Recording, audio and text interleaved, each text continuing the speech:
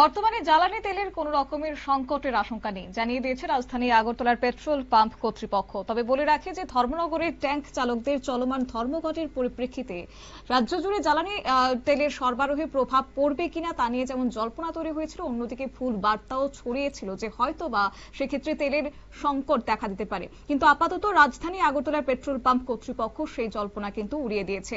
আগরতলাতে পর্যাপ্ত পরিমাণে মজুত রয়েছে পেট্রোল ডিজেল, সে কথাই তারা জানিয়েছে। বিস্তারিত কি রয়েছে শুনুন। তেলের সমস্যা তো আমরা কিছু বলতে পারি না, তখন গতকাল থেকে শুনলাম যে তেলের গাড়িতে আমরা পাঠাইছি, তো লোডিং নিয়ে তারা অবজেকশন করছে, ওখানে পাইনি। তো আমরা তো সেই এখনো খবরও পাইনি। তো লোডিং যাতে না হয় ওইখানে ডিপোতে তারা নিষেধ করছে যাতে লোডিং না হয়। তখন কি মানে তেলের প্রভাব কি দেখাইব? মানে এখন তো এক দুই দিন তো চলছে, কোনো অসুবিধা নাই। আর এক দুই দিন গেলে তো একটু প্রভাব, তবে গভর্নমেন্ট থেকে টেক আপ করতেছে মিটিং, তারা মিটিংয়ে বসবে। আর যা খবর পাই না, মিটিং বসতে একটা ছোড়া হয়ে গেলে তো লোডিং করলে তো একদিনে 6 ঘন্টার ব্যাপার, গাড়ি আসে তাতে কোনো এফেক্ট হতো না।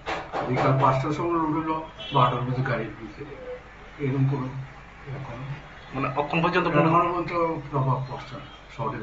যদি আরো 1-2 দিন থাকে তাহলে তো 2 দিন থাকবে না, গভর্নমেন্ট থেকে মিটিংও বসবে, শুনলাম। কর্তৃপক্ষের বক্তব্য আপনারা শুনলেন। অর্থাৎ বর্তমানে কোন রকমের প্রভাব কিন্তু রাজ্যের উপর পড়ছে না, অন্তত জ্বালানি তেলের ক্ষেত্রে।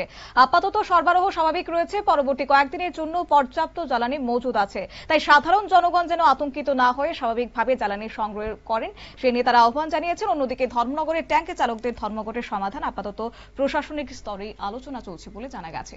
নিয়ে নিচ্ছে ছোট্ট একটি বিজ্ঞাপন বিরতির সঙ্গে থাকুন।